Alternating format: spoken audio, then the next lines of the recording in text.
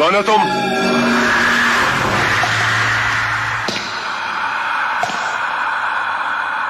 रिश्ते में तो हम तुम्हारे बाप होते हैं, नाम है शहंशाह। जानते हो तुम किससे बात कर रहे हो? जानता हूं, मथुरा के एक ग्वाले से, जो इसी जगह बैठकर गाय भैंसों का दूध दोता भी था, दूध बेचता भी था, और जिसने इस तबेले को इतना बड़ा जुआ खाना और दारू खाना बना रखा है। यूं समझ लो, आज से तुम्हारा दारू खाना हमेशा के लिए बंद हो गया। अरे ये दारू खाना तो पुलिस नहीं बंद कर सकी। तुम किस खेत की मूली हो?